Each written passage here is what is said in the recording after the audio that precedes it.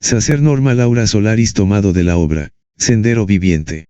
Páginas 350 a 368. Octubre 2024. Autor, Américo Peregrinaje, La Villa, Tepeyac, Zócalo. 22 de junio 1999. Solsticio de verano. A modo de prólogo.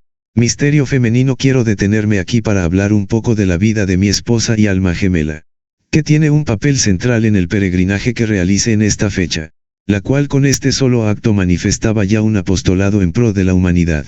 Pero tal evento, relacionado a ella, no sería el único sino apenas el principio de otros. Todo lo cual queda escondido en la vida humana de una mujer tan aparentemente normal, sencilla y llena de defectos, como cualquier otra. Ella poco hablaba de sus poemas de adolescente, pero algunos de ellos resultan sorprendentes cuando uno capta el sentido profundo de lo que ocultan tras las palabras, que casi cualquier poeta puede acomodar en una prosa. Pero lo que resulta difícil es descubrir el alma de lo que se escribe. Como el que trata del tiempo, del sueño y la realidad, la mentira o el destino, los cuales con su permiso agrego a mi autobiografía. Así como sueños y confidencias que deseo mencionar aquí, porque en realidad tienen que ver directamente conmigo mismo, igual que con las raíces de ella, su infancia y sus hijos. Y particularmente, me llamó la atención el que sus padres estuvieran relacionados a un pueblo llamado La Gloria y que su madre, casualmente, se llamara Maya, tal como fue el nombre de la madre de Bude. Todo lo cual no sería tan importante, de no haber experimentado en mi vida cuestiones tan esotéricas. Además, al convertirse ella en reina virtual, en este primer peregrinaje, iba a ser un impulso poderoso, para todos los demás, en esta misión sagrada. Por lo cual, y para ayudar un poco a desentrañar el misterio de la importancia de la vida de la mujer en el camino del iniciado, considero que es necesario el que se conozca un poco, por lo menos, de la vida de esta adelantada discípula y esposa. 1 Poemas. Tiempo ignoto somos la muerte en esta vida, pues no llevamos ninguna ilusión, porque tememos la despedida y perder sin ninguna razón. Somos inviernos en la primavera. Somos felices en este dolor. Somos piedras que ruedan y ruedan. Somos llanto y angustia en el amor. Somos futuros en un pasado. Somos el tiempo que ya pasó. Estamos aquí cuando ya hemos marchado. Hemos regresado cuando todo acabó. Somos recuerdos en los olvidos. Pensamientos que en el aire van. Cantos de nieve que van heridos. En la mentira de la verdad. Somos entonces en este momento, viajeros sin espacio ni lugar. Somos nieve del fuego, arena de la mar. Estrellas sin un firmamento. Lazos que se unen pero que también se van.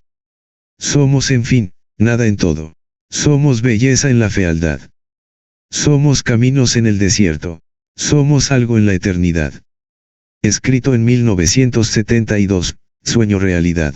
Una ocasión pensé, las cosas de esta vida son un sueño. Y en aquel sueño sentí las emociones, de otras vidas. Y sentí la niebla del corazón herido, hundido todo en ganas de llorar. Y viví la época de un mundo ensordecido, que se angustiaba todo, incluso para amar. Y vi un cielo rojo, lejos, muy lejano, que solo me invitaba ven a despertar. Y sentí el camino con abrojos y espinas. Y volví al centro de mi ser. Y vi todo en silencio tan negro y a obscuras. Y creí que todo aquello ya no iba a amanecer. Y vi a la estrella cercana con la nada. Y vi el fracaso volviendo a renacer. Y vi tu lumbre sentado en mi regazo. Y vi una espada que espera un lugar. Y vi tus brazos perfilados a mi abrazo. Y vi tu rostro que busca la verdad. Y vi el silencio que guardan nuestros labios. Y vi tu lágrima al punto a derramar. Y vi a lo lejos la angustia no llamada. La ausencia no buscada que se apresta a llegar. Y formé entonces, en mi juicio ya perdido, historias de amores de amargos desvaríos. Y creí que el mundo llegaba a enloquecer. Y vi todo lejano, lejano como en sueño. Y entonces me di cuenta, que iba a amanecer. Escrito en 1982, tiempo de existir he buscado y no he encontrado algo que me haga feliz. ¿Será que no he existido en este tiempo y en este vivir? ¿Será que todo pasa como cinta a percibir? A los que estamos muertos y creemos aún vivir, ¿será que he caído del tiempo en este espacio y en este lugar? Pero que soy la sombra de alguien que no vive ya. He buscado y no he encontrado, ¿es que acaso no existo ya? 1984 Mentira. Amo la risa y amo el canto de la gran campiña, de la luz de la verdad. Amo la gente, amo la hierba, amo los poros de la eternidad, amo al hombre que miente. Porque detrás de todo eso, busca su verdad. Busco en la cara de la gente paseante y siempre encuentro lo mismo, mucha soledad. Detrás de la careta de cada persona hallo siempre lo mismo, gente que duda, hasta de su verdad. Destino, hoy he recordado tantas cosas de mi vida. Sueños y suspiros lejanos, estériles y sin vida. Y también he recordado cosas del presente, que también han dejado mi alma sola y ausente. Y he recordado al olvido y olvidado a la felicidad. Y he suspirado por un suspiro y amado una irrealidad. Pero he de encontrar un camino, que tal vez me lleve a florecer. Y seguiré por él aunque sea invierno. Hasta que mi alma vuelva a renacer. Recordaré de un recuerdo cosas de mí, en este presente. De mis navegues en tierra. De las irrealidades y suspiros.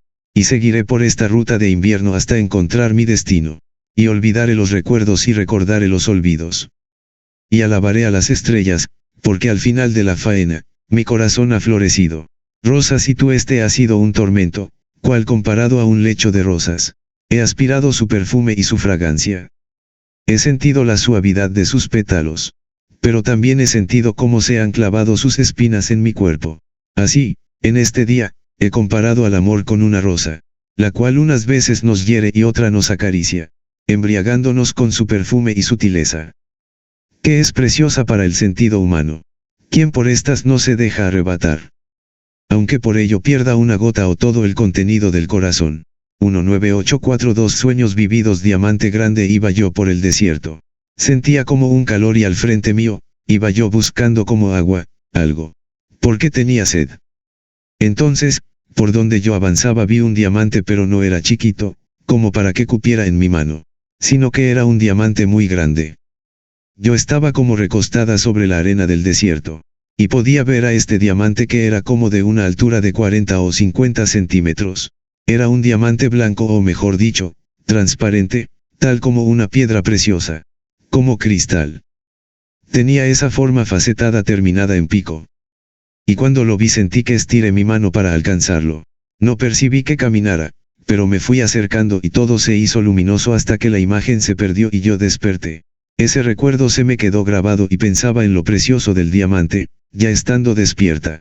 Aunque estaba cansada porque había sentido mucha sed al caminar dentro de mi sueño, en el desierto. Intuía que estaba en una búsqueda espiritual y llegué físicamente ya, a una librería donde encontré una portada que tenía precisamente este diamante que había soñado. Además, el libro se llamaba, El Diamante. Todo lo cual me impactó fuertemente. Compré el libro y se refería a enseñanzas espirituales. 1984 u 85. La mesa de sabiduría en sustancia violeta. En otro sueño sentí que estaba en Egipto. Fue el tiempo en que hacía mis prácticas Rosacruces. Capté que era un templo y en una época remota. Era una cámara que no estaba cerrada sino más bien como al aire libre. Iban bajando por una parte muy amplia y yo llevaba una especie de vestidura. Había unos escalones para bajar. Era una área rectangular grande y descendía como por unos escalones. La sensación es como cuando uno va lentamente bajando por escalones para entrar a una alberca. Y como que el cuerpo va entrando a un líquido, pero esto no era exactamente un líquido, porque incluso no sentía que me mojara. Era más bien como una neblina y la sensación que tenía significaba que se trataba de un acto ceremonial, algo muy solemne. Esa sustancia era como color violeta muy marcado. Y llegué a percibir que entre esta sustancia había una mesa con personajes importantes sentados. Estaban esperando a que yo tomara mi lugar para incorporarme a lo que estaban haciendo. Y allí termina mi sueño. El diamante en el corazón de la Iztaccíhuatl. Hubo otra ocasión, cuando íbamos a la colonia Marte, allá con Leonel, la flor de la vida. 1999 a 2000, meditábamos sobre el país, sobre el mundo. Y vi cómo llegaba hacia mí un diamante. Una energía o algo en lo que lo trae. En yo creciendo mis manos y lo recibo. También era un diamante muy bonito que yo podía tener entre mis manos porque no era tan pequeño. Y emitía mucha luz. Lo tenía con mis dos manos. Primero me pregunté del porqué de este diamante. Y enseguida me lo acerqué hacia mi pecho y lo mantuve un rato allí. Luego pensé que tenía que depositarlo en algún lugar. Que no me lo debía yo de quedar sino que tenía que ponerlo para la humanidad. Como yo vivo en México y en el estado de Puebla tenemos a los volcanes, Popocatépetl e Iztaccíhuatl. Al Iztaccíhuatl le llamamos la mujer dormida. Y creí que tenía que ponerlo a la altura del pecho de este gran volcán.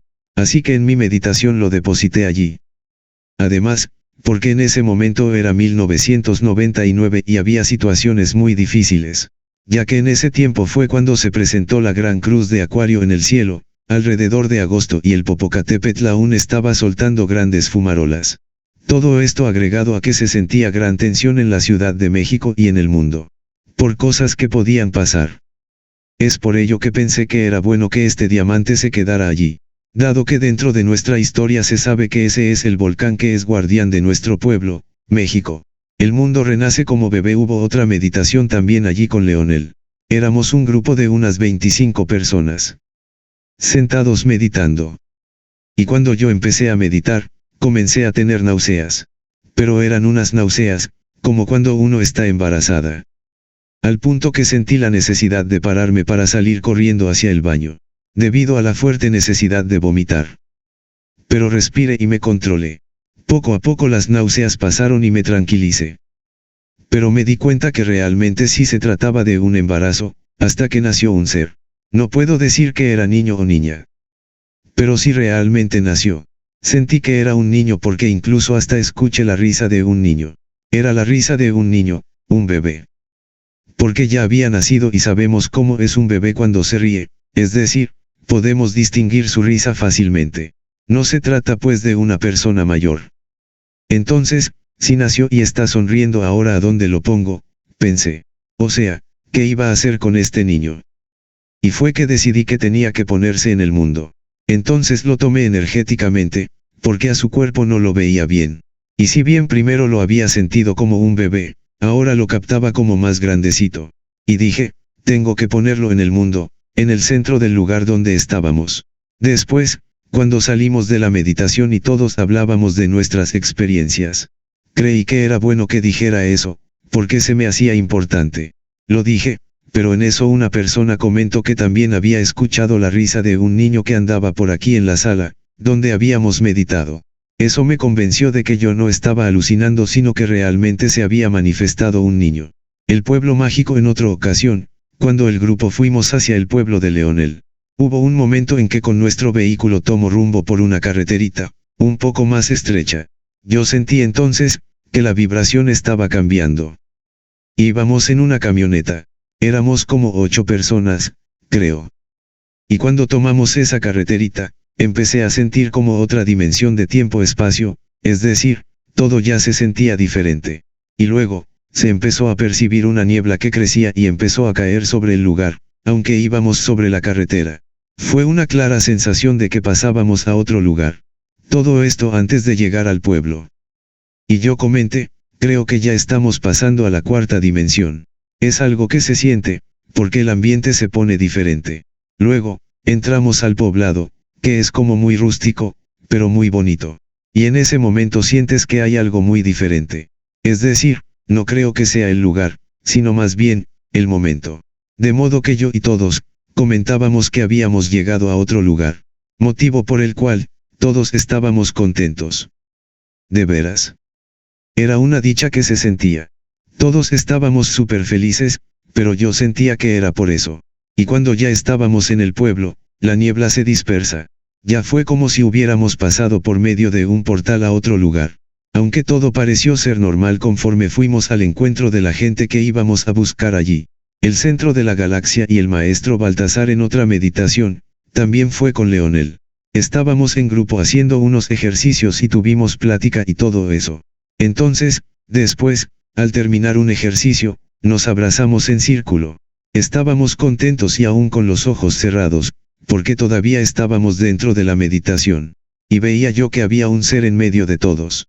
Pero no solamente estábamos aquí abrazándonos en círculo, sino que en realidad, estábamos en el centro de la galaxia, allí donde supuestamente está el agujero negro.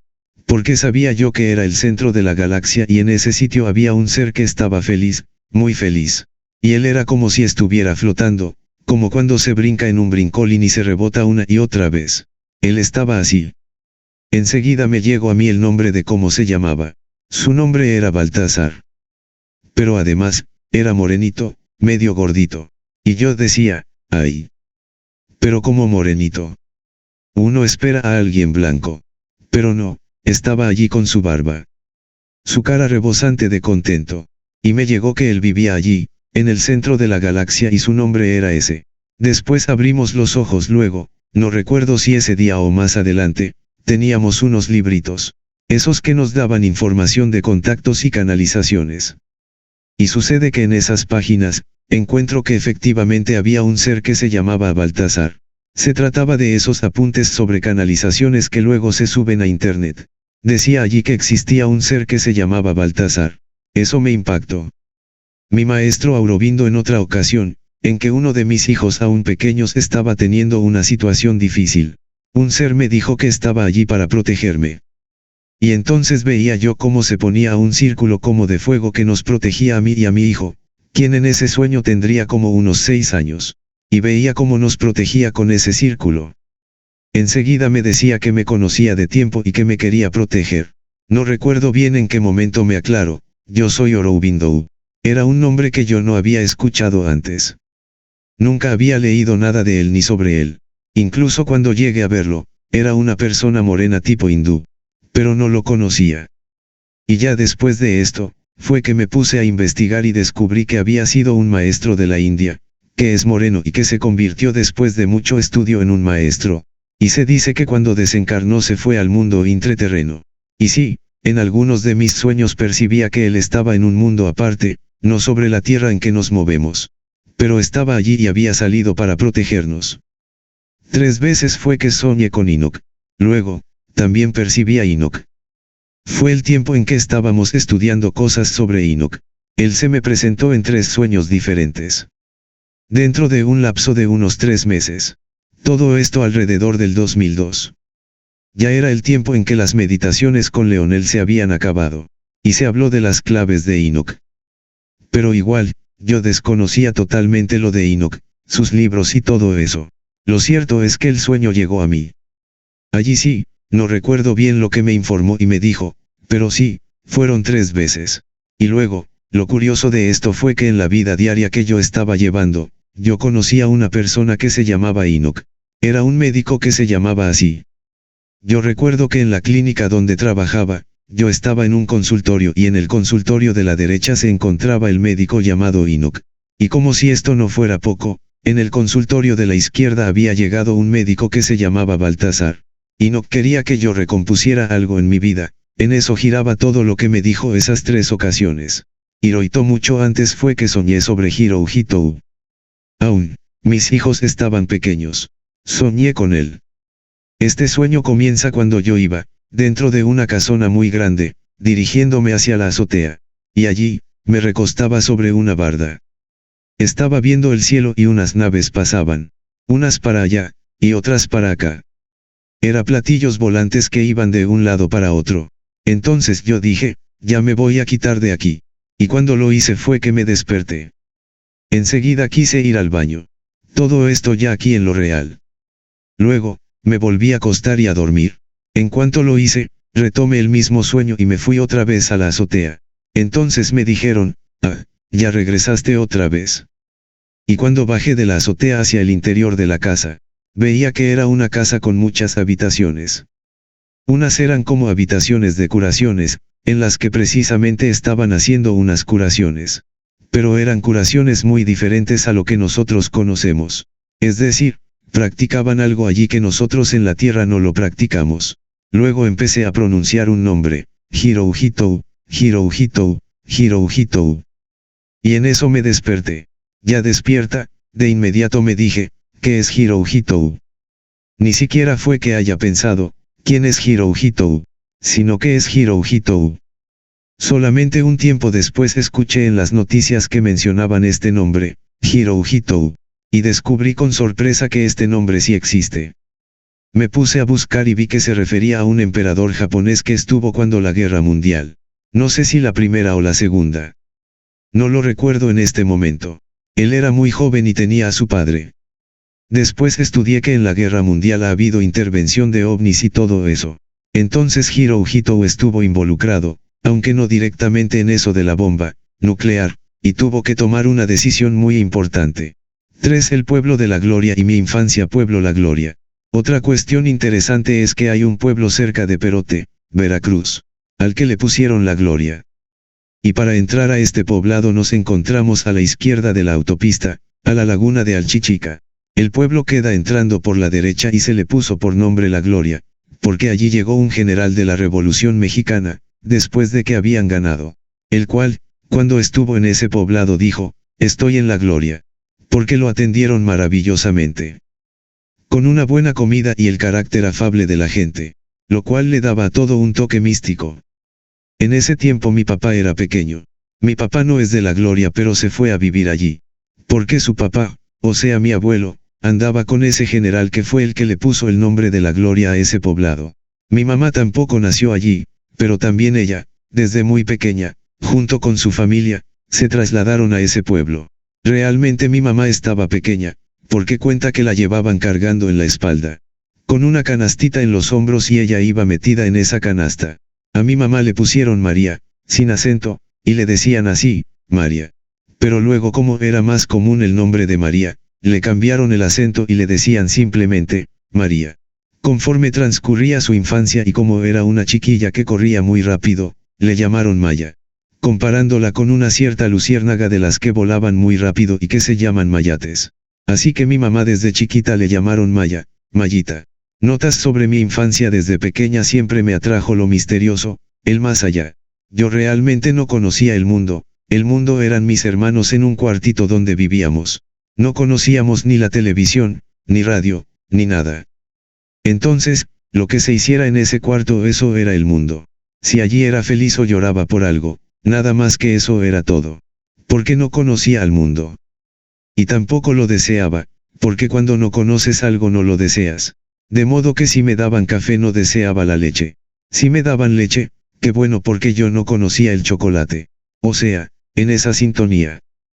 Como yo no conocía el carro, no era infeliz porque no lo tuviéramos. Por esto mi vida era simple y sencilla. Debido a que desconocía muchas cosas. Pero yo era una niña, la cual no le temía a las cosas. En absoluto. De lo que me acuerdo, debo haber tenido 4 o 5 años y vivía en este cuartito rentado. Ubicado sobre la calzada Zaragoza y calle 1 o 3, no recuerdo bien, era la 3, en la colonia Gómez Farías. Tengo memoria de que el baño no tenía luz, es decir, yo no alcanzaba a encender la luz. El caso es que yo me metía al baño y allí me podía quedar una media hora, completamente a oscuras. Mi mamá me buscaba porque me había tardado mucho, diciéndome, ya te tardaste mucho, ¿qué estás haciendo? Se preocupaba. Pero entonces, sucede que mi mamá se tenía que ir a dejar a mi hermano a la primaria y me decía, tengo que ir a dejar a tu hermano a la escuela. Así que voy y enseguida regreso por ti. Y a mí me llevaba al kinder. Por eso pienso que debía haber tenido yo como unos 5 años. Fue en una de esas idas que, como siempre, yo me quedé así sentadita, sobre la cama, esperando a que ella regresara. Solamente que en una ocasión tuve la visión de una mujer muy hermosa con su manto azul. Y la vi frente a mí. O sea que ella podía alcanzar mi carita. Porque yo estaba sentada en mi camita. Mientras yo vi a esa mujer con su manto azul cubriéndose su cabecita, sus hombros y hacia abajo, su cuerpo. Recuerdo que ella se acercó a mí, así como si me abrazara o como si su cara la acercara a la mía, y me dijo algo al oído. Eso es lo que recuerdo de esa experiencia. Pero se me quedó vívido en mi memoria, porque su manto era de un azul celeste. Posteriormente, la asocié con la Virgen María, no con la Virgen de Guadalupe cuya vestimenta es diferente. En mi mente de niña, supe que era un ser y ya. Después mayor me sorprendía de cómo a esa edad, yo podía pensar que se trataba de la Virgen. Ya que yo nunca había visto un lugar ni recuerdo que nadie me hubiera dicho que se tratara de la Virgen. Además, nunca he podido recordar qué fue lo que me dijo al oído. Mi amigo de la preparatoria, otra reminiscencia que conservo es de cuando yo estaba en la prepa y conocí a un joven que estudiaba allí, en mi grupo. También era muy inquieto como yo. Entonces, él me contó que había tenido una experiencia. Yo le pregunté qué experiencia. Y él me confesó que veía a seres que venían, es decir, que no eran de este mundo. Pero venían aquí. A esos seres los llegó a ver en persona. Incluso dijo que había gente a la que se llevaban y podían dejar a uno que pareciera ser la persona, pero ya no era la persona. Entonces, me platicó ciertas cosas. Pero como yo no sabía, escuchaba y escuchaba nada más. Y un día lo invité a ir al lugar en donde habían crecido mis papás, el pueblo de la Gloria. Lo incité porque para mí ese es un lugar místico. Y desde que va uno llegando, por la carretera, pasa por un lugar que se llama Las Derrumbadas, que tienen una vibración particular. Son montañas como de calorías, pero tienen un aspecto misterioso. Yo no sabía qué, pero cuando uno pasa por allí lo siente, aunque no toda la gente lo percibe así. Y continuando por la vía de la derecha, se entra a la carretera que en 20 o 30 minutos nos conduce hacia la Gloria. Por cierto, la laguna de Alchichica fue estudiada por un periodista llamado Pedro Ferriz, ya fallecido. Esa visita que hice con mi amigo sucedió alrededor de 1972. Y le mencioné lo del periodista que se interesaba por esta laguna. En el centro de esta laguna hay una zona del silencio. Además, entraron muchos buzos a explorarla y no le encontraron el fondo. Todo esto es lo que la hace misteriosa. Ya en camino hacia el pueblo de la Gloria te encuentras con otras dos lagunas. Una se llama la de Quechulac, que está hundida. Porque no son lagunas que estén a ras del piso sino más bien hundidas. También la de Alchichica está hundida. Y avanzando un poco más hacia la Gloria, hallamos otra laguna llamada Las Minas. Esta queda atrás y puede uno meterse a la orilla sin tener que descender. Existe otra más que se está en el poblado de Atesca. Para llegar a esa laguna uno primero ve el cerro y cuando uno avanza ve para abajo y allí está la laguna. O sea que hay realmente como 4 lagunas en una zona de extensión muy corta. Todo esto es lo que le da un toque místico al lugar. Agregando que a la entrada del pueblo de la Gloria tenemos una antigua hacienda, que ya no funciona como tal. Y si se llega al poblado mismo, vemos que está al pie del monte y arriba, subiendo, hay muchos árboles grandes y un manantial de agua. Todo este lugar, que a mí me encantaba, fue lo que le mostré a mi amigo de la preparatoria. Y cuando él estuvo allí me decía que se sentía una vibración muy diferente. Enseguida nos quedamos platicando, sentados sobre unas piedras. Fue enseguida, que él me dijo, ya te fijaste cómo se hace como un silencio. Ya no se oye el viento ni el crujir de las hayes. Tampoco los pájaros. Entonces yo como que presté atención y agregué, es cierto. Todo esto se puso así, calmo. Ya después de un rato fue que todo volvió a la normalidad. Los árboles, las hojas, el ruido, los pájaros, todo. Por lo que mi amigo afirmó, este lugar sí tiene algo. Y sí, efectivamente, porque allí los pobladores, desde sus abuelos, siempre veían unas luces que iban bordeando el monte. Porque hay otros montes pero era en este monte donde se veían luces rojas. Siempre las vieron. Además de que son pobladores que tienen sus supersticiones. Y por esto decían que estas luces rojas eran brujas. Le llamaban así a esas luces que iban de un cerro a otro. Los mismos pobladores platican que el 24 de junio, día de San Juan, en la laguna de Alchichica, o sea, la que queda al borde de la autopista que va hacia Perote. Allí aparecía una mujer que salía del centro de la laguna. Y luego ya, se desaparecía. La tarotista y mi futuro esposo. Hay muchas más experiencias que podría contar en relación a todo esto. Como recuerdo una cuando corría el año 1985. Esta ya tiene que ver con una amiga que nos invitaba a comer allá en su casa y también, invitaba a otra persona que sabe leer el tarot. Mi amiga nos decía que si queríamos que nos leyera el tarot. En ese entonces, yo estaba aún soltera, libre. Había un doctor que me rondaba por allí y que por allí andaba. Él también fue a la comida esa. La tarotista nos dijo que si queríamos que nos leyera las cartas. Entonces, de los que estábamos, uno por uno fue pasando a una recámara y allí nos leía el tarot.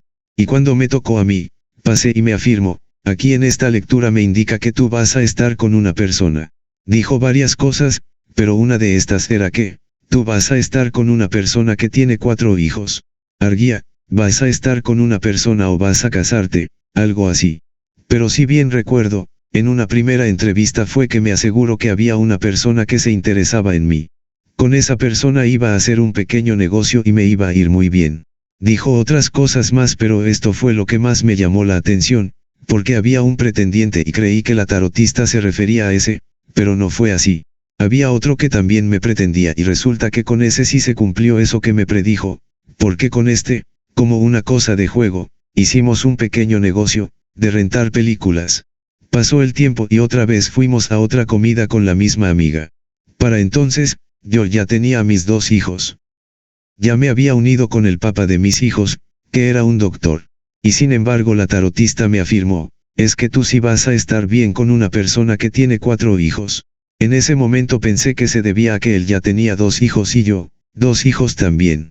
De modo que sumaban 4 hijos.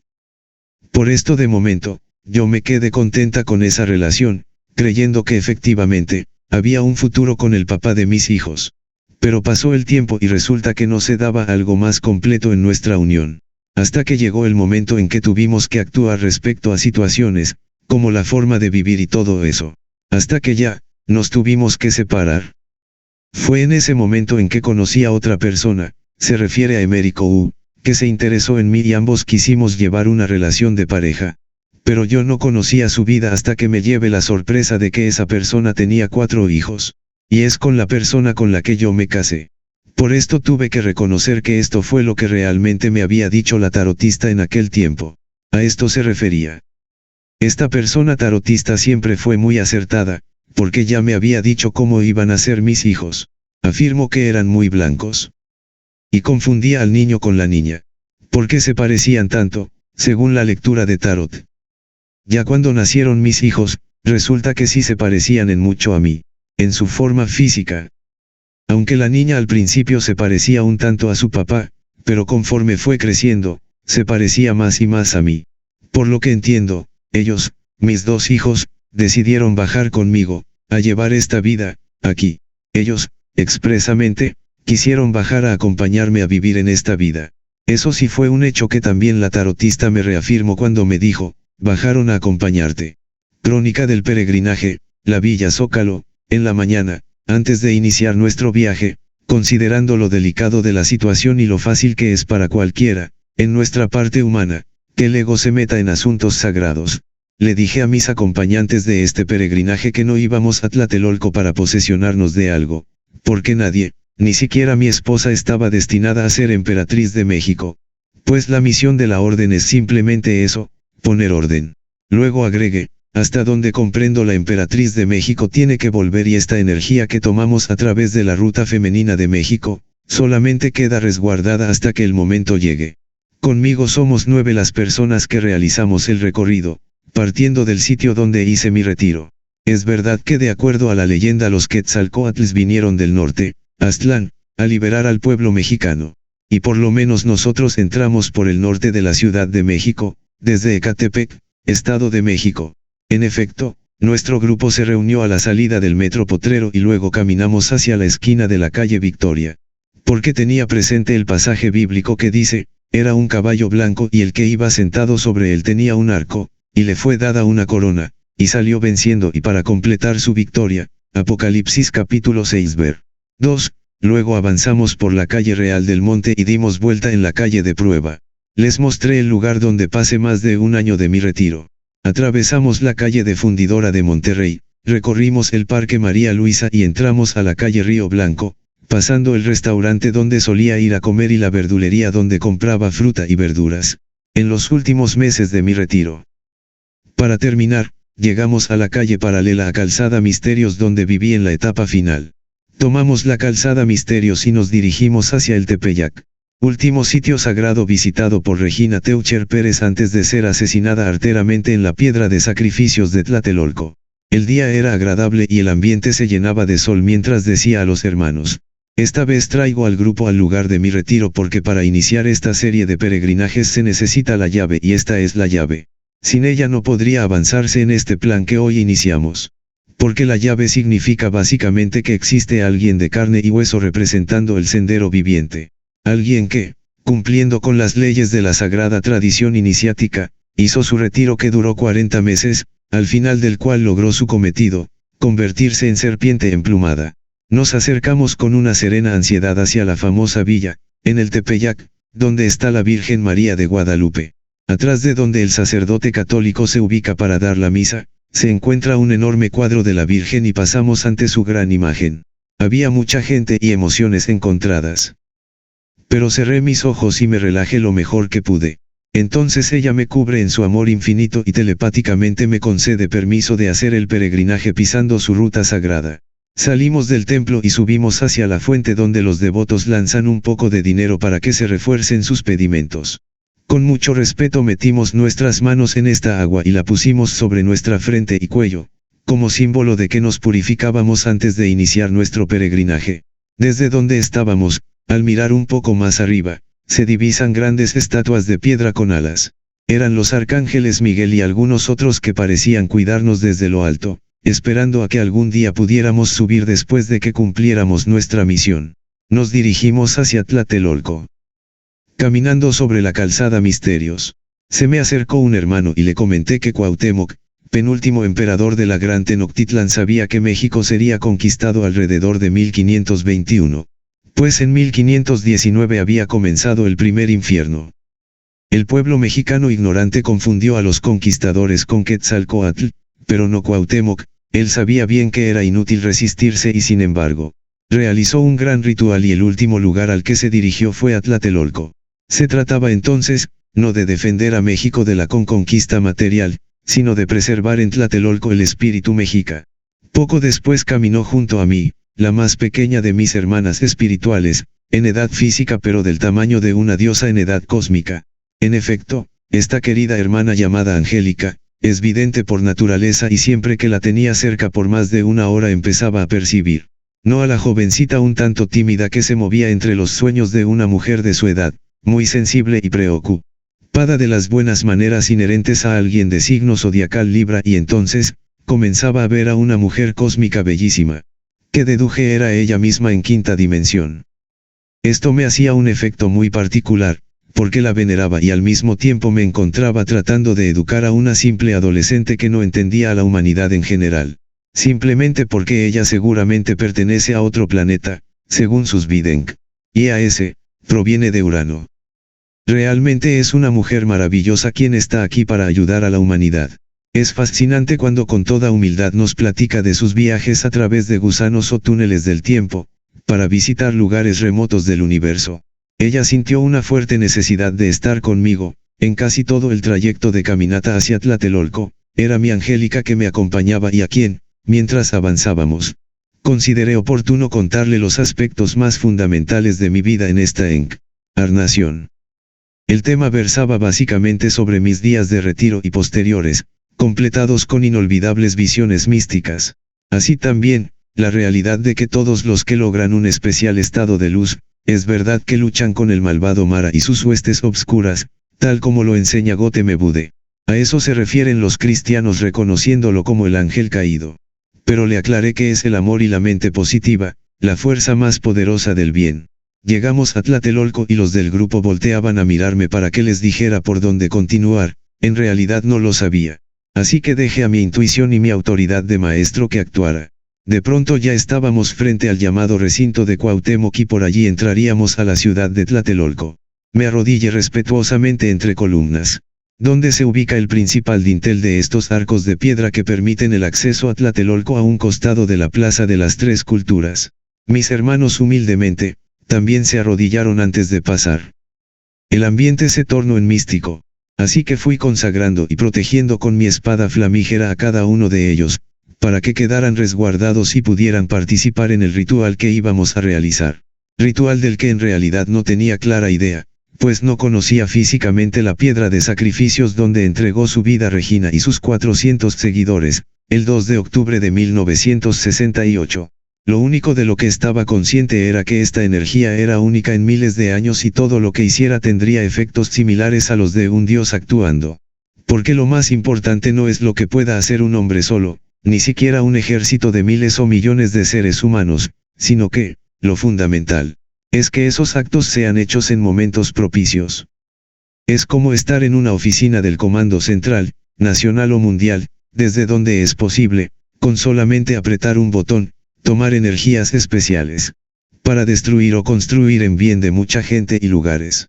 Estaba consciente que era el equinoccio de verano y que en este día el femenino del planeta abre su puerta de contacto cósmico, agregando además el poder de la gran cruz de Aquarius en los cielos, así que lo que hiciera iba a cambiar el destino de México, en su relación con lo femenino. Había buscado a la mujer adecuada para que pudiera ser sucesora de Regina, la reina de México. Pero tal mujer no existía. Me había dado cuenta del grave peligro en que se encontraba la humanidad, básicamente debido a la degeneración o el retraso de las mujeres en el planeta. Y esto no significa que los hombres sean seres muy adelantados, sino que los dioses, principalmente de género masculino, quienes según las crónicas sagradas, crearon a la humanidad, tenían una especie de desprecio por lo femenino. Y a lo largo de la historia humana este ultraje se recrudeció. Mi intuición me decía que siendo la ruta que desde el Tepeyac hasta el Zócalo en el centro de la Ciudad de México, la parte femenina del canal para que ascienda el Kundalini por la columna vertebral de México entero, ida, y a la vez, reconociendo a México, Tenochtitlán como ombligo del mundo, es decir, el plexo solar de la Madre Tierra. Era fundamental Tlatelolco para salvar al vientre del eterno femenino del planeta y poder darle la posibilidad de regenerar una nueva raza. Así que el objetivo fundamental era que una mujer, reina de México pudiera recibir en este momento cósmico sin precedente en la historia del mundo, una energía sagrada que asegurará el renacer de las mujeres del mundo, no solamente de México. Ayudar a México era incidental. Lo fundamental consistía en aprovechar la gran cruz cósmica de Aquarius que estaba apareciendo en los cielos, por lo cual en los evangelios leemos, el Hijo del Hombre vendrá entre nubes, cuando veáis en los cielos aparecer la señal del Hijo del Hombre, etc. Mi esposa era la mujer más adelantada de mi grupo y por lo tanto, la más óptima para recibir esta energía. Así lo había decidido porque la conocía directamente. Ella fue la que me aceptó como esposo, prácticamente de un día para otro. Recibió a 4 de mis hijos en su propia casa y además todo sin esperar nada en particular. Siendo yo un maestro que bien podía pasar por una persona cualquiera. Un hombre sin trabajo, en el sentido humano y que bien podría tratarse de un loco visionario o de un verdadero gurú. Todas estas confusiones no hicieron efecto en ella porque todo esto responde a un misterio el cual aún en este momento no comprendía por completo. Pero contaba con la experiencia de mi reciente relación con una mujer sobresaliente que había sido mi compañera de retiro y por esto sabía que las mujeres diosas Relm, ente existen. Son mujeres bien simbolizadas por el loto que se encuentra en un pantano, rodeado por el lodo y sin embargo, ni se mancha ni se contamina de toda esa podredumbre. Son mujeres no corrompidas. Y de estas hay muy pocas. Mi nueva compañera era como la anterior, solamente que más madura. Pero no por esto ya ella solucionaba mi vida. Tenía yo que hacer mucho trabajo sobre de ella y sin embargo, contaba con la ventaja de que estaba dándole, día con día y hora con hora, una instrucción directa, viviendo bajo el mismo techo y compartiendo un destino común. Cosa que no era posible con el resto de mis discípulos. Esta mujer encarnaba muy bien un estado adelantado de conciencia como para sintetizar, al modo de un calidoscopio, a muchas mujeres en sí misma. No era perfecta y este es el misterio que aún entonces no alcanzaba a vislumbrar completamente. Era una diosa dormida, la Iztaccíhuatl, mujer dormida, y como dice Velasco Piña, la mujer dormida debe dar a luz una nueva humanidad. Del vientre multidimensional de mi esposa había nacido la orden de los hermanos menores. Pero ahora se trataba de que se lograra hacer el enlace cósmico, como una sucesora eventual de la reina de México, Regina. Porque este era un día único. Esta mujer, mi esposa, no estaba llena de atavismos o fanatismo por algún credo esotérico, por alguna disciplina espiritual o por una serie de obligaciones morales, con una religión específica. Más bien vivía en un estado perpetuo de amor, ella por entero es amor y sin embargo, se encontraba como en un continuo ensueño. No un dormir vulgar sino el dormir de una diosa disfrazada de simple mortal. Pues está aquí como una rosa cuidada desde pequeña por su familia y amada en general, por quienes le rodean.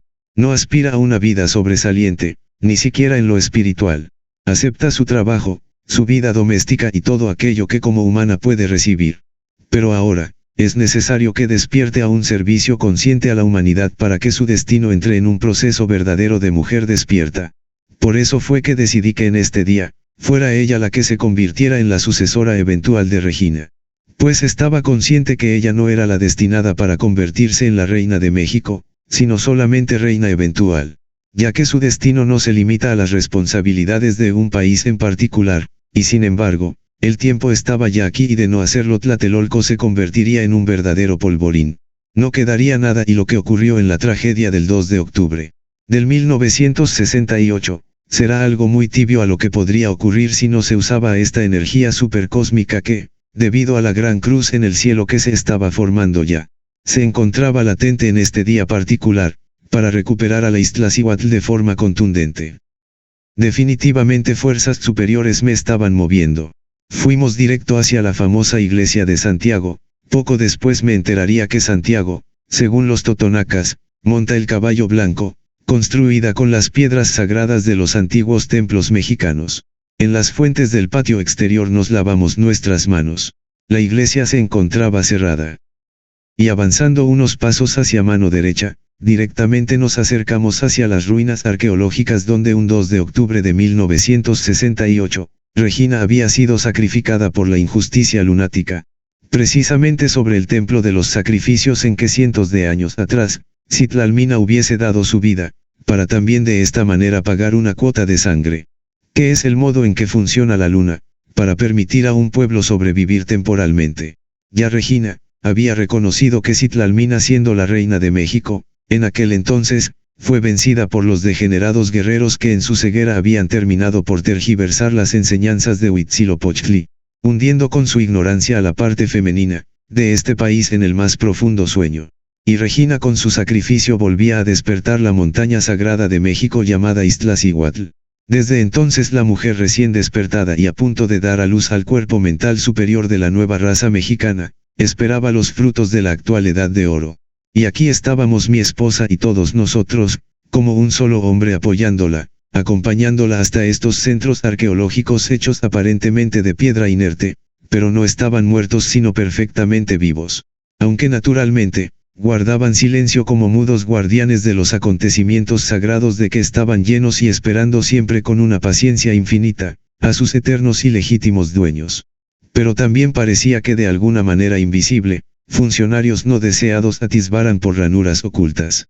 Seguramente se trataba de algunos jefes, afortunadamente no todos, deseosos de que esta raza no despertara para reclamarles lo que es suyo. Tal vez el sanguinario dios guerrero, Huitzilopochtli, quería persistir en evitar lo inevitable, pues ya Regina había sido capaz de despertar a la mujer dormida, el eterno femenino de México. Y era natural que el siguiente paso estuviera en la posibilidad de romper las fronteras de nuestro país para convertirla en el eterno femenino de América, la tierra elegida para la nueva humanidad. La zona estaba solitaria, solo mi grupo y algunos vigilantes, y mi esposa, empujada por su propio corazón y por nuestro círculo de amor y confianza casi infantil, se vio obligada por una fuerza superior a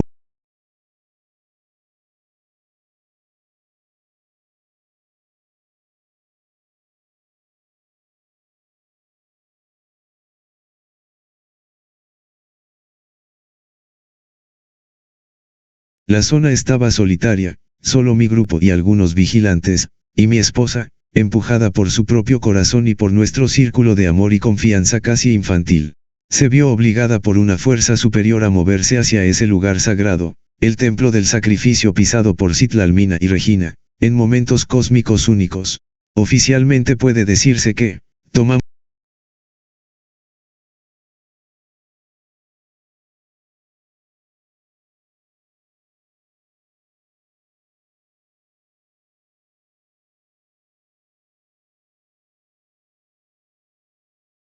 Oficialmente puede decirse que, tomamos por asalto el lugar. Aunque realmente, no hicimos nada malo. Ella, titubeó un instante, ya del otro lado de la reja que protege y preserva estas ruinas arqueológicas y el vigilante que estaba cerca, le empezó a gritar desesperado, no se suba allí, en el lugar de la piedra de los sacrificios, porque el antropólogo se enojara. Pero todos le animábamos con firmeza gritándole casi al unísono, corre. Y ella obedeció dirigiéndose rápidamente hacia la piedra sagrada. En tanto nosotros permanecíamos casi arañando por los nervios, la barra de protección. Y su vestido largo multicolor floreado parecía flotar hacia el templo de los sacrificios. Cuando llegó al pie de este, volteó a mirarnos a lo lejos. Y le volvimos a gritar, casi al unísono, sube. Y ella ascendió hacia la superficie redonda de piedra. La miré trepar por las escalinatas, pero nunca le dije que cuando estuviera arriba del templete se colocara en el centro y luego se arrodillara reverente y decidida al mismo tiempo. Sin embargo, lo hizo así y eso me sorprendió y llenó de una alegría indescriptible. Ella, se movía, investida de una fuerza superior, por este lugar, mientras su vestido de colores era acariciado por el viento. Se arrodilló con devoción en el centro de la piedra circular de unos 4 o 5 metros de diámetro. Entonces, una luz cegadora y no visible para todos, recogió todo su poder de este cielo claro y poblado de blancas nubes y dio paso a una energía, que seguramente provenía desde más allá de nuestro planeta. Esa luz en una fracción de segundo, se concentró en todo su frágil e insignificante cuerpo físico, que yacía postrado y con el rostro inclinado reverentemente, penetrándola totalmente con un rayo cegador. De manera tal que así absorbió toda esta energía del infinito. La luz de un rayo poderoso, en un segundo, quedó reconcentrada en ella para siempre. Llevaba puestas su capa dorada. Entonces una mariposa grande y amarilla, moteada con rayas negras, comenzó a papalotear por todo este lugar. Después supe que la mariposa es el símbolo fundamental de la cultura mexicana y representa el femenino del águila. Mi esposa bajó del templo y se dirigió hacia nosotros. Así se cumplió aquello que dice la Biblia, pero las 2 alas de la gran águila le fueron dadas a la mujer, Apocalipsis 12. Esto, porque en estos días posteriores a este evento, escuchaba que este pasaje bíblico se había cumplido en estos instantes. Entonces leí todo el capítulo 12 de Apocalipsis y me pareció asombrosa, la similitud de lo ocurrido con lo que en esa parte de la Biblia se escribe. Cuando ella bajó del templo y se dirigió hacia nosotros, mientras el vigilante, todo confuso, se apresuraba a ir por un policía, que lo que hizo fue quedarse viéndonos y deambular por allí sin saber qué reclamarnos. Mis alumnos me veían para saber qué más guía, pero qué más podía hacer. Lo único que hice incluso antes de que ella terminara de estar junto de nosotros, es que comencé a caminar hacia la parte posterior de la iglesia, porque respetaba estas cosas. Y luego, me senté del otro lado de la parte externa de la iglesia de Santiago, a fin de que la autoridad oficial viera que ya no teníamos intenciones de saltar hacia la zona arqueológica. Mientras tanto, no salía de mi admiración porque además, la mariposa continuaba parloteando alegremente por todo el lugar. Me quedé pensativo unos instantes y luego les dije a mis amigos. Sabían que en la antigüedad existía la escuela de la mujer mariposa. Era un templo femenino donde la mujer estudiaba y era preparada. Eso tiene que resurgir en Tlatelolco. Ellos me escucharon y guardaron atento silencio. Por lo pronto, estábamos contentos mientras policías lo mismo que los cuidadores nos miraban con desconfianza y desconcierto.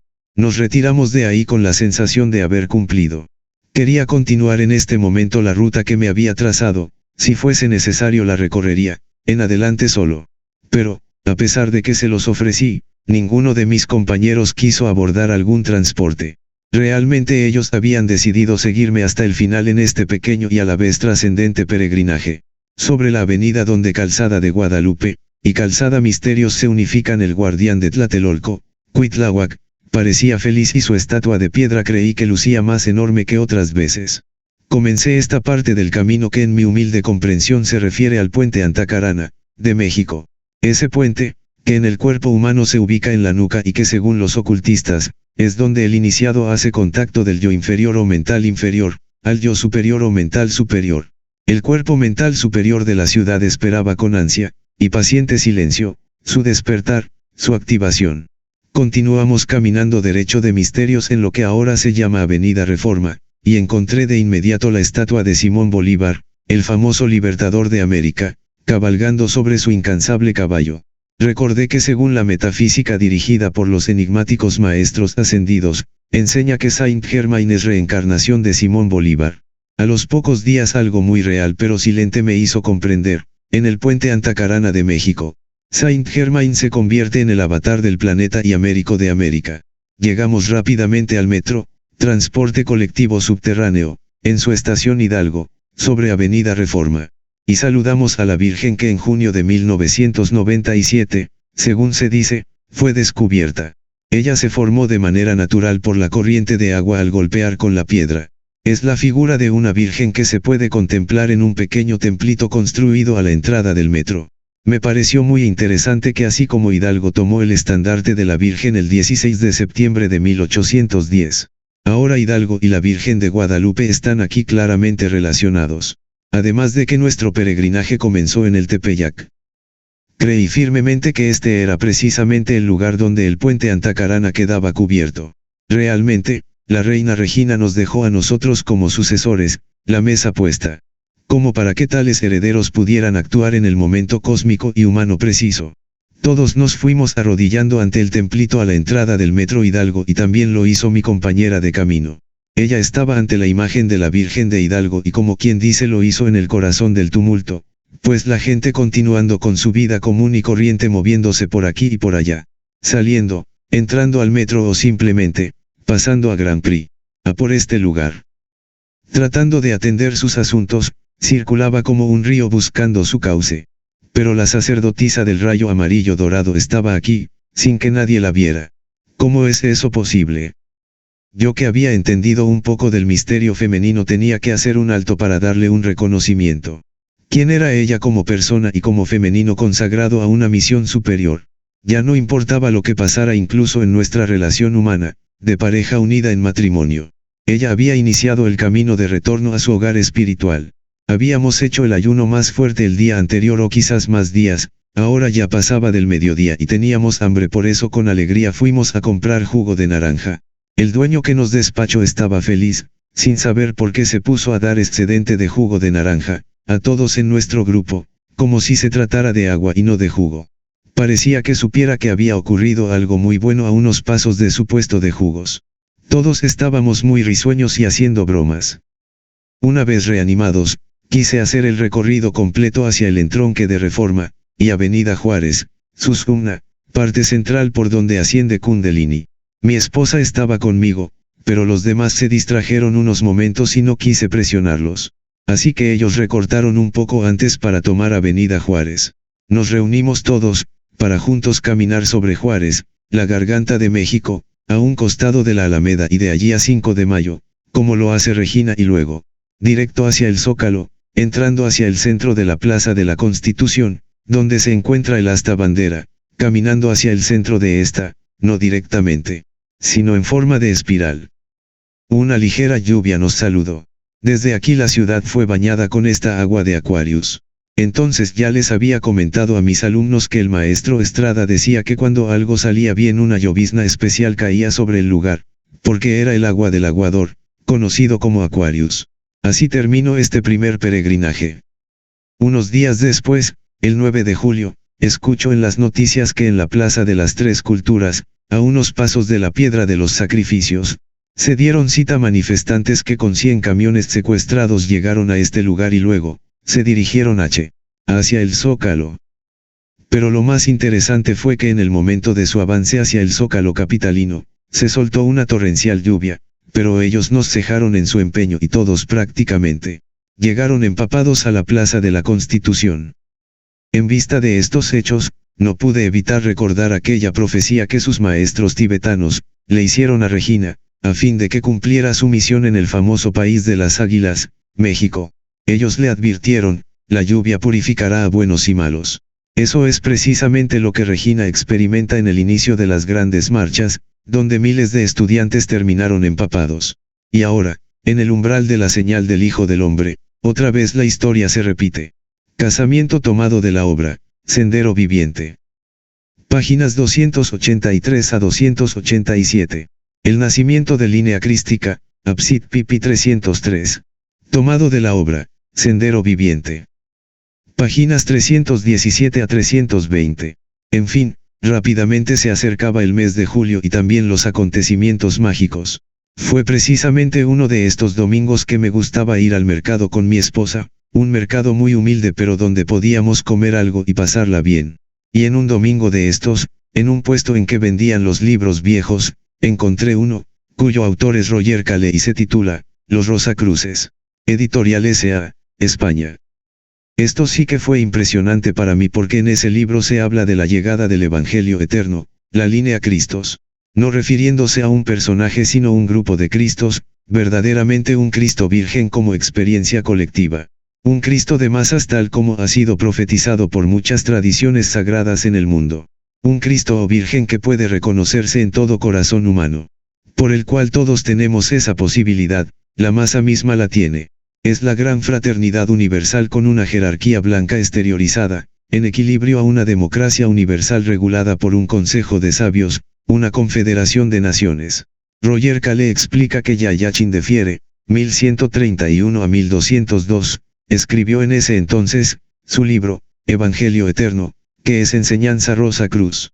Luego pasa a explicar que en la Biblia está presente la Trinidad, en la forma en que se ha escrito esta.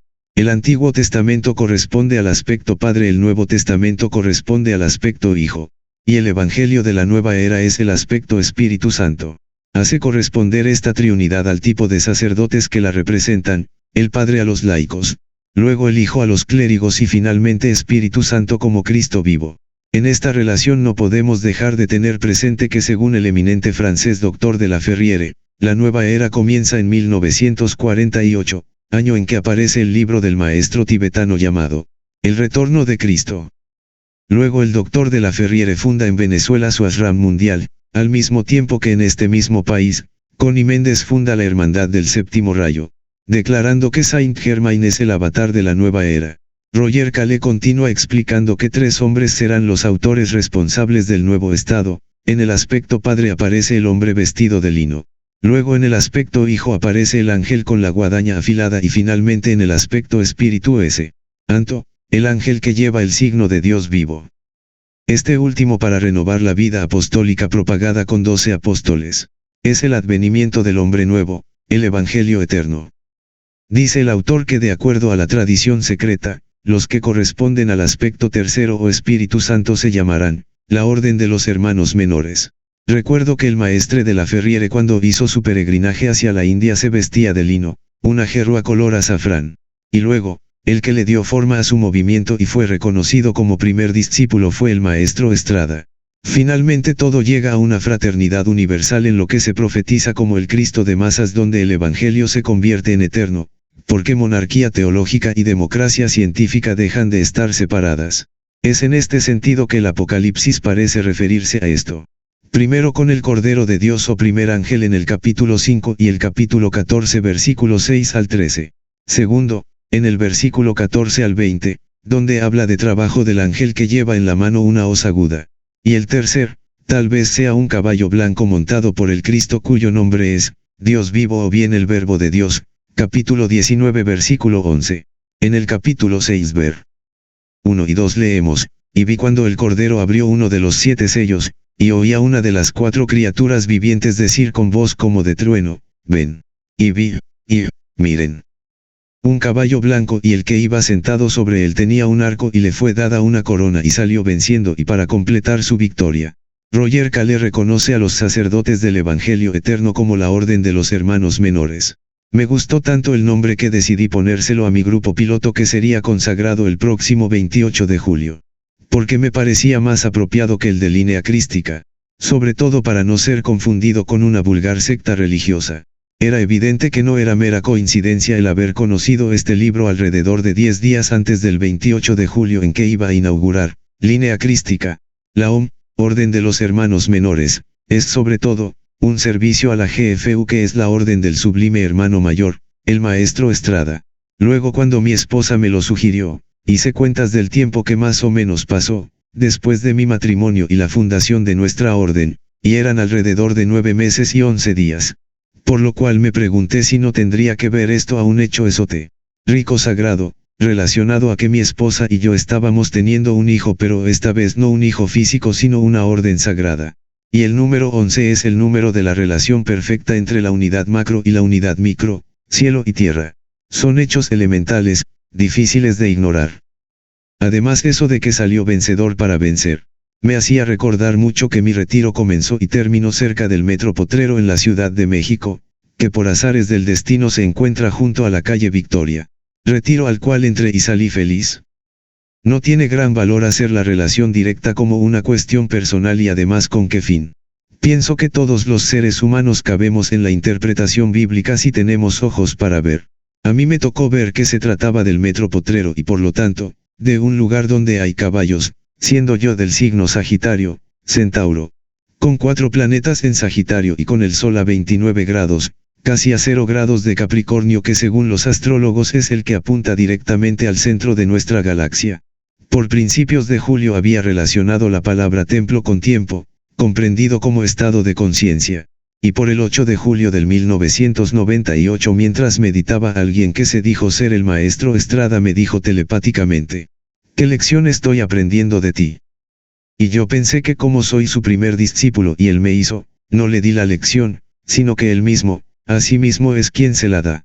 El maestro Estrada pareció afirmarme el hecho que quizás sería conducido al interior de la tierra junto con ella y algunos, para luego volver en un estado más realizado de conciencia. Es algo que ya me había hecho saber el dios llamado Aramumuru. Ese día, por alguna razón comencé a llorar con gran emoción y presentí que era la energía del maestro Estrada, así que le dije: ¿por qué lloras, viejo sentimental, usando mis lágrimas? Alfa, yo voy como Omega. El 6 de julio de 1998 el maestro Estrada me dice: tú has hecho más que toda la jerarquía de la línea solar junta. Antes de seguir adelante hice su carta natal y la comparé con la mía en un proceso que dentro de la horoscopía se llama sinastría, y entonces me di cuenta que el único obstáculo severo era Neptuno cuadratura Sol. Se refería a la presencia de nuestros hijos y la forma en que cada uno de nosotros, ella y yo como individuos, creíamos se les debía ir formando. Pero por otra parte, había malos aspectos en nuestros respectivos horóscopos, pero nada que interfiriera de manera dañina en la vida del otro. Más bien los puntos de contacto entre ambos eran siempre buenos aspectos de nuestras vidas ligadas. Sobre todo había uno que solo se da en sinastrías entre almas gemelas. Se trata del Marte de ella en casa 12 en trino al Venus mío en casa 8. Significa que ella me lleva dentro, su Marte, y yo a ella, mi Venus. Los que saben un poco de astrología se pueden dar una idea respecto de estos datos. Cuando llegué por primera vez a su casa, me di cuenta que esto no era casual. Algo comenzaba a moverse en nuestras vidas. En ese momento ella estaba preocupada porque quería poner su centro y le dije: para ti ya no importa el tiempo, tú ya llegaste. Ese mismo día, antes de que llegara la visita sorpresa de sus familiares, le comenté que debíamos casarnos legalmente porque no quería que su familia la siguiera viendo como la simple amante de un hombre X, y agregué: sé que el matrimonio legal ni a ti ni a mí nos interesa, pero es lo mejor que puedo yo entregarte, para que la sociedad te respete, y también tu familia. Luego le hablé por teléfono porque ya había calculado el momento mejor para nuestro matrimonio y debía ser al siguiente mes, exactamente el 17 de octubre de 1997. Cuando el Sol en tránsito tocase su Neptuno en Libra, casa 7. No nos propusimos que fuera una fiesta en grande, sobre todo porque no sería sano que ella absorbiera los gastos que implica el casamiento legal. Así que cuando la próxima vez nos reunimos con nuestro grupo piloto le dijimos que para el 17 de octubre nos íbamos a casar y que si querían participar con nosotros prepararan, cada cual, un platillo y fueran a la fiesta. Todos se pusieron felices. Pero había otra situación delicada en mi vida y era que tenía poco más de un año que terminaba de regresar de mi retiro y volver a vivir con mis hijos. Todavía se encontraban inscritos en la escuela oficial cerca de mi casa en Netzahualcoyotl. Por otra parte, arrancarle a esos niños a la abuela, mi madre, quien se había dedicado con tanto afán a cuidarlos, cuando se los encargue, no parecía algo justo. Pero ahora, yo ya tenía dos casas. Una la de ella donde me gustaba estar y otra la de Netzahualcoyotl donde mi madre había recuperado a su hijo y nietos, mitigando con esto un poco del dolor debido a la reciente pérdida de su esposo, mi padre. La abuela era como la madre para esos niños y ellos ya contaban con que cada sábado o domingo se levantaban felices para que su padre les diera clase de yoga y luego pasar un buen momento comiendo juntos. Por todo esto la situación se tornó delicada y al principio quise equilibrarla quedándome la mitad de la semana en la casa de ella y la otra mitad en la casa de mi madre. Todavía no nos casábamos y la situación estaba muy frágil. Pero había sido entrenado de una manera muy fuerte por parte de mis maestros en mi retiro y esta ambivalencia no duró más de 15 días, hasta fines de noviembre. Todo se definió una noche que me encontraba en la casa de Netzahualcoyotl y le hablé a ella para saludarla. Me di cuenta que me extrañaba lo mismo que yo a ella. Así que me despedí de mi madre y le avisé que iba a quedarme en la casa de ella. Esto le dolió, pero yo había tomado una decisión. Estaba, en apariencia, volviendo a dejar a mis hijos para, como siempre, primero solucionar mi vida. Otra vez se desató la marea, pero esta vez principalmente, con mis hermanos carnales naturalmente inconformes. No estaban de acuerdo en que por una mujer dejara de nuevo a mis hijos. Algo a mi favor era que mi padre, antes de morir, había deseado que tuviera a mi pareja porque quería verme contento. Y esto fue lo que más usé para argumentar por qué tenía primero que hacer mi vida. Además no estaba abandonando a mis hijos, esta vez ellos sí sabían dónde me encontraba. Pero el oleaje no iba a calmarse, por el contrario, se convertiría en tormenta en cuanto les avise que en 15 días estaba concertada la cita para casarme con ella, por lo civil. Definitivamente a los ojos de mi familia este hombre seguía loco. En un 2x3 llegamos a la fecha del matrimonio civil y las familias, la de ella y la mía se ajustaron como pudieron, en un tiempo récord. Así que nos hicieron el honor de asistir. Mi grupo, que realmente me veía como a su gurú, llegaron muy sonrientes porque su maestro y su más adelantada discípula contraían nupcias. Habíamos alquilado unas mesas y muy modestamente, todos los alimentos que ellos prepararon se pusieron allí. Alguno llevó un rico pastel y la madre de ella variados guisados. El día estaba radiante y a media tarde llegó el abogado encargado de legalizar el documento de matrimonio. Se trataba de un hombre muy especial, maduro y bromista, de tipo Aquarius. Con una voz que inspiraba confianza, y así fue como quedamos casados. Estuvimos bailando hasta la medianoche y luego partimos de luna de miel hacia Zitácuaro, Michoacán, pasando por Toluca.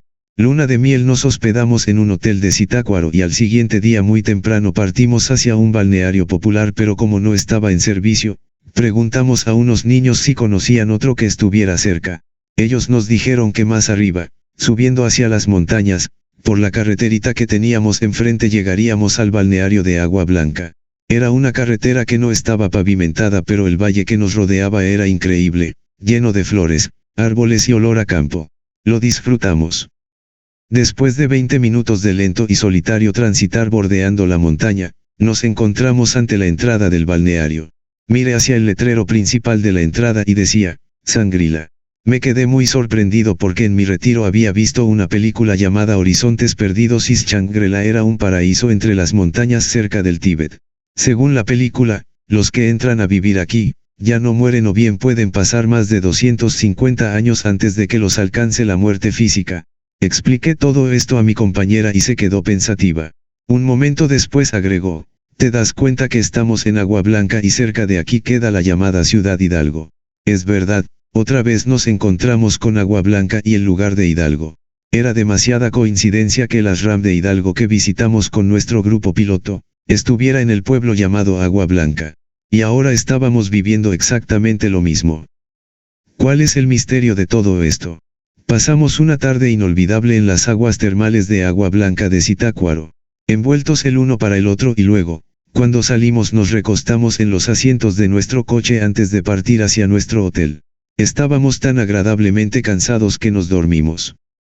Debió haber pasado casi una hora y ella al despertar se quedó contemplando con mucho respeto a las montañas de ese lugar y comenzó a platicarme. Soñé que hermanos espirituales nos conducían. Estaban vestidos con túnicas como egipcias y subían por las escalinatas de piedra que hemos visto físicamente aquí, dentro del balneario, a un lado del cerro. Nosotros fuimos bien recibidos y vestidos como ellos. Seguimos comentando y quisimos concluir que allí había una ciudad etérica, donde por alguna razón se nos permitió entrar.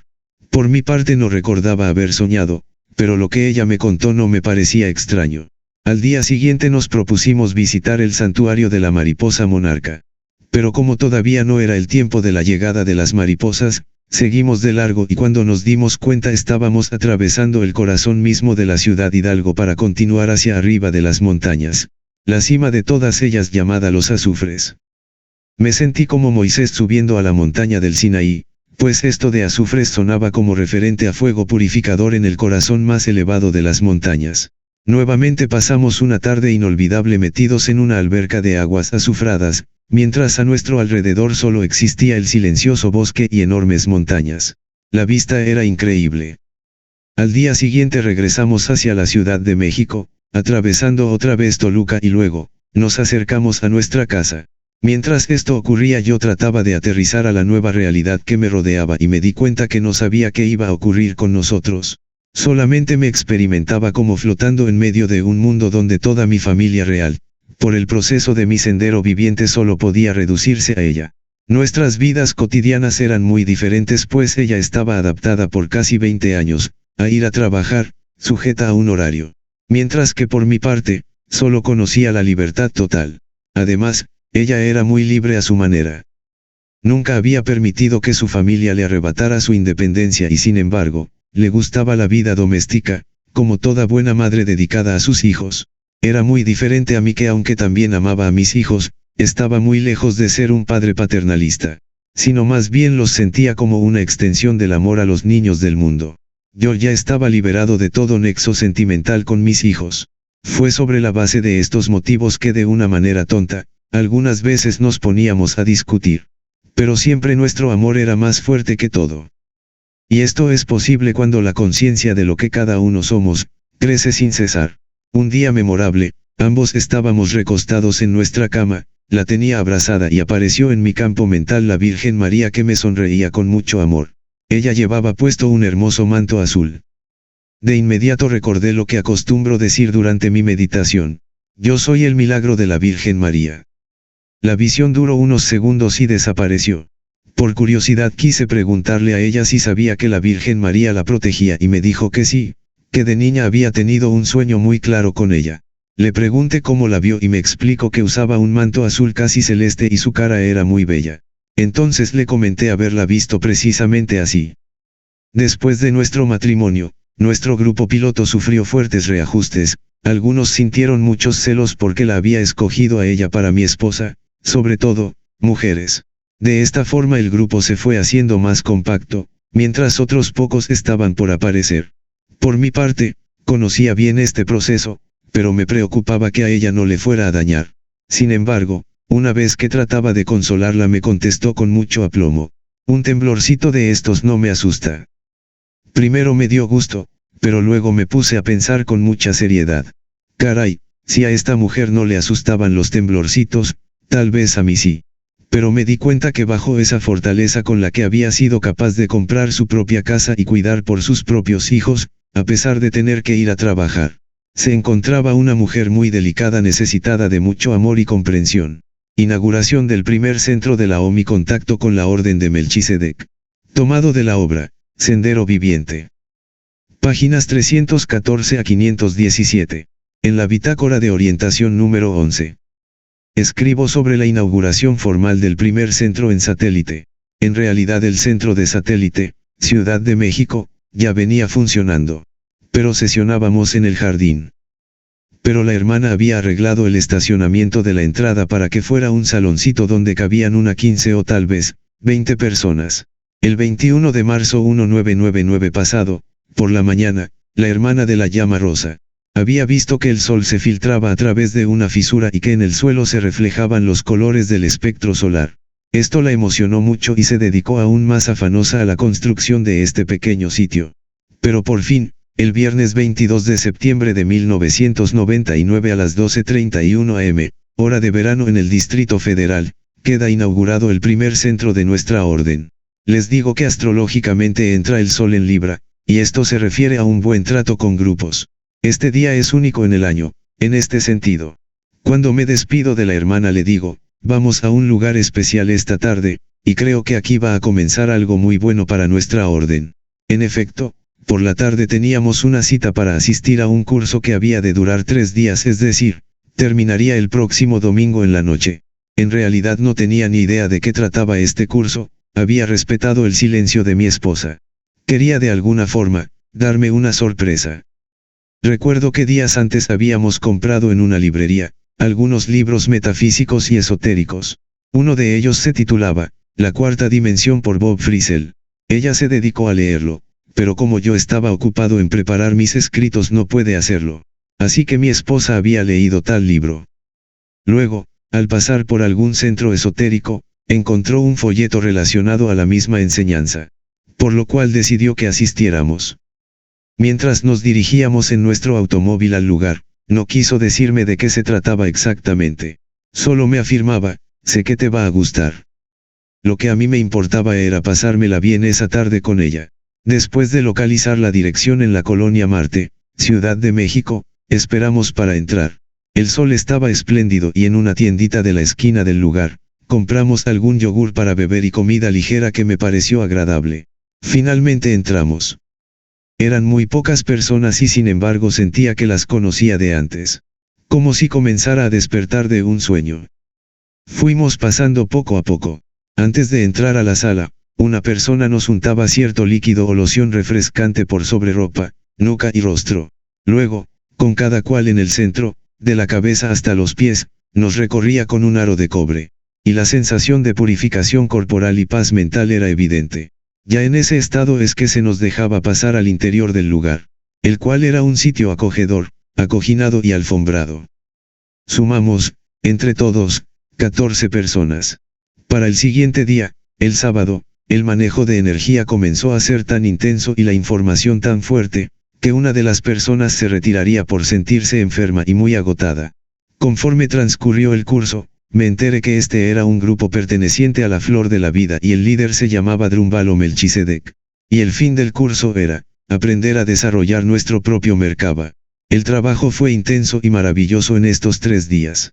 Estos hermanos eran un grupo maduro y la mayoría de ellos con facultades superiores, principalmente, la videncia. Era algo que les faltaba cultivar a mis alumnos. Y sin embargo, mi grupo era práctico y con el tiempo iba a descubrir que estos grupos de videntes a veces tienen desajustado alguno de sus cuerpos o chakras. Sobre todo, lo físico, no es lo más importante para ellos. Es algo muy difícil de explicar porque todo lo basan en lo que ven en planos superiores. De todas maneras el momento de este encuentro fue como una luna de miel con grupos de la nueva era. Es una experiencia que no había tenido nunca antes. Mi orden tenía que ponerse a la altura o no sé qué iba a pasar con ellos. En estos 3 días fue como si hubiera estado casi un mes en un retiro muy especial. Por un momento me pareció que todos estos hermanos ya tenían una jerarquía. A ellas las vi como sacerdotisas y a los otros 2 hermanos, como si fueran gurús. De lo que poco o nada sabían, era de quién era el Cristo de la nueva era. Apenas habían escuchado el nombre del maestre de la Ferriere y su primer discípulo Estrada. Por mi parte, nunca había escuchado la palabra, Merkaba. Además, cuando el instructor del curso nos hizo repetir un mantram, palabras de poder, para invocar a los 4 elementos. Me siento rebelde pues sé que esto de repetir mantrams, es algo muy delicado. Entonces, escucho la voz interna, tú ya eres, pero él tiene un conocimiento que tú necesitas. Así, que me dispuse a aprender de una manera sincera y humilde. De la boca de este instructor me enteré que el maestro líder de los grupos llamados, la Flor de la Vida, era Drumbal o Melchizedek. Más tarde que lo vi en video, ese hombre verdaderamente me impactó. Mi instructor nos dijo que Drumbalo, venía de la 13ª dimensión y viajó a través de las dimensiones en una nave espacial, como una especie de cápsula. Lo hizo por 35.000 años. De esta manera, llegó a la 4ª dimensión de la Tierra y no se le reconocía correctamente. Entonces se fue a Venus con las 14 angelines de alas enormes, pertenecientes a una civilización entera de mujeres que alcanzó la ascensión. De aquí fue trasladado a la 5ª dimensión para que los maestros de allí lo prepararan. Pues desde el principio se reconoció que Drumbalo de 13ª, no había nacido nunca en 3ª dimensión y por cierto experimento, se necesitaba a alguien con su gran evolución e inocencia, que naciera en 3ª. Por eso se le escogió y nació en el planeta Tierra en un momento definitivamente muy especial, donde su presencia era indispensable. El sábado por la noche el instructor nos mostró un lugar exclusivo para meditar. Era un cuarto cúbico con espejos en su interior, en vez de paredes. Dentro de este cubo había pequeños aceleradores que me parecieron de doble espiral. Luego, abarcando todo el interior de esta cámara había una pirámide grande hecha con cima de pirámide y extensiones construidas con tubo de cobre, así como otros aditamentos que estaban dentro del espacio Metatrontot, tal como le llamaba el instructor mismo, que era arquitecto de profesión. Específicamente, el instructor que estaba orgulloso de su construcción en esta habitación situada en el primer piso de su casa, nos dijo que a este cuartito se le llamaba Metatron, o mejor dicho, espacio Metatron de Tot. El instructor tomó esta forma cúbica de las bases de la enseñanza dadas por Drumbal o Melchizedek, relacionada a la enseñanza secreta de la Flor de la Vida. El instructor nos dijo que esta era una iniciación, acelerando la formación del campo Merkaba en el aspirante, un Merkaba viviente. De esto trataba este curso. Este cubo Metatron era resultado de investigaciones e inquietudes del propio instructor, que como dije, en el aspecto profesional se había recibido como arquitecto, y que combinando su ingenio con las enseñanzas sagradas, había pasado a la construcción de este espacio especial. La enseñanza era que con este cubo se acelera la formación de este campo Merkaba y por lo tanto, el acercamiento a la ascensión. Autor Américo.